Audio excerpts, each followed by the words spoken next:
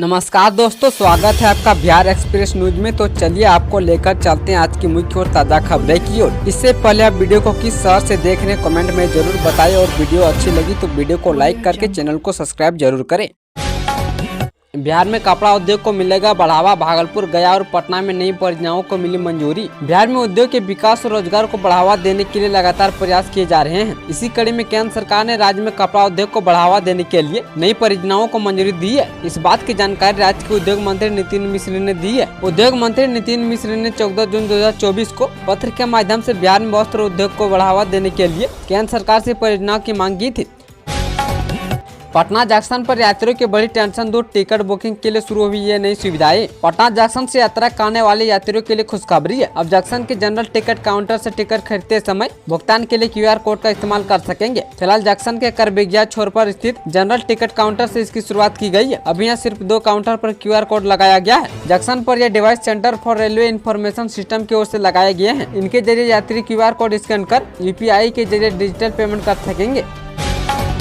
5.59 करोड़ की लागत से तारामंडल में बनेगा वर्चुअल 3D थिएटर। बिहार की राजधानी पटना के तारामंडल में 5 करोड़ 59 लाख रुपए की लागत से वर्चुअल रियलिटी 3D थिएटर बनाया जाएगा। इस थिएटर को बनाने के लिए इसी तकनीकी का उपयोग किया जा रहा है, जिससे दर्शक काल्पनिक दुनिया में रहते हुए असल की दुनिया का अनुभव ले सकते हैं। इस शो के लिए विशेष डिजाइन की कुर्सियां तैयार की जा रही है, जिससे दर्शकों को वर्चुअल दुनिया का अनुभव मिल सके। यह कुर्सियां अलग डिजाइन से बनाई जा रही है। इन कुर्सियों में एक साथ 25 दर्शक बैठकर वर्चुअल दुनिया का आनंद ले सकते हैं। यह बिहार थिएटर बन जाने के बाद इस तारामंडल में दर्शक एक दिन में कई शो देख पाएंगे।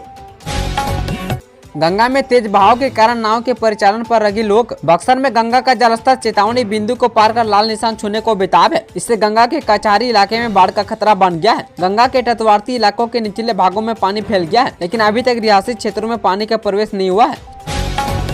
बिहार में अभी गरजेंगे बादल, बरसेगा पानी, जाने कैसा रहेगा सोमवार का मौसम। बिहार में अभी बादल गरजने और अगले कुछ दिनों तक जमकर बारिश होने वाली है। मौसम विभाग के अनुसार बिहार में एक बार फिर मानसून पूरी तरह सक्रिय हो गया है। हालांकि जुलाई में मानसून कमजोर रहा और सामान्य से 37% कम बारिश हुई, लेकिन अगस्त की शुरुआत से ही इसमें तेजी आई है। वहीं बिहार के ज्यादातर जिलों में बारिश हो रही है, लेकिन कुछ जिलों में अभी सामान्य से कम बारिश दर्ज की गई है। मौसम विभाग ने सोमवार के लिए 7 जिलों में भारी बारिश की चेतावनी जारी की है। खासकर गोपालगंज, सिवान और सारण में झमाझम बारिश हो सकती है। मौसम विभाग ने औरंगाबाद में ऑरेंज अलर्ट जारी किया है, जबकि सारण, भोजपुर, बक्सर, कैमूर, रोहतास, अरवल, जहानाबाद, गया, अररिया, पूर्णिया और किशनगंज में सुबह बारिश का येलो अलर्ट जारी किया है।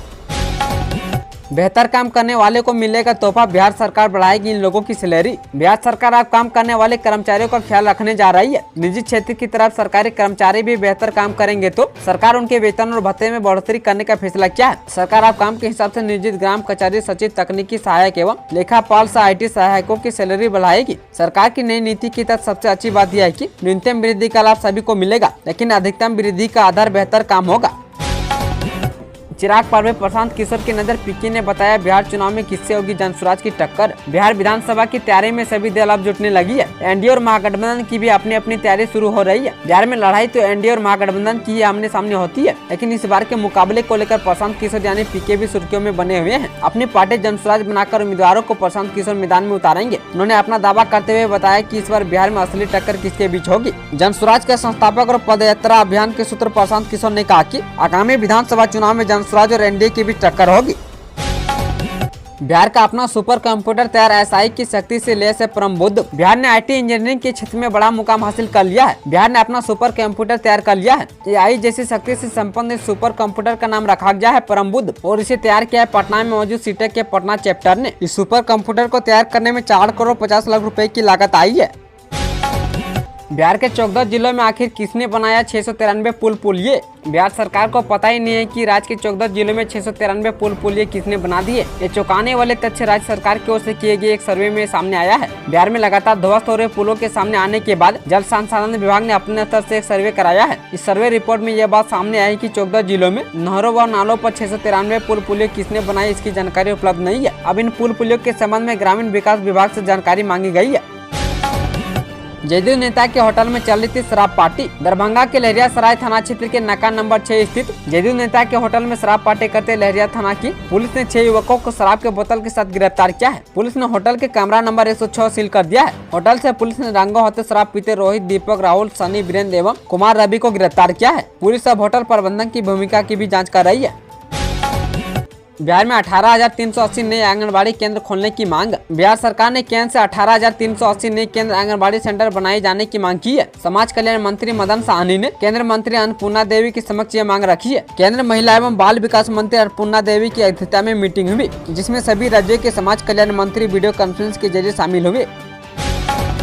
बिहार को एक और मेगा ब्रिज की सौगात। भागलपुर में गंगा पर बनेगा रेल पुल। बिहार भागलपुर में गंगा पर नए रेल पुल के डीपीआर बनाने का काम अगले माह काम शुरू हो जाएगा और इसी साल के अंत तक पुल निर्माण का भी काम प्रारंभ हो जाएगा। अगले 5 साल में कार्य को पूरा करने का लक्ष्य तय किया गया है। वर्तमान में बक्सर से राजमहल तक लगभग 450 किलोमीटर लंबाई में बिहार में गंगा नदी पर अभी मात्र 3 पुल है। इस परियोजना द्वारा गंगा पर एक अतिरिक्त मेगा ब्रिज के निर्माण से नॉर्थ बिहार, पश्चिम बंगाल एवं नॉर्थ ईस्ट से दक्षिण झारखंड व ओडिशा के बीच गतिशीलता में वृद्धि होगी।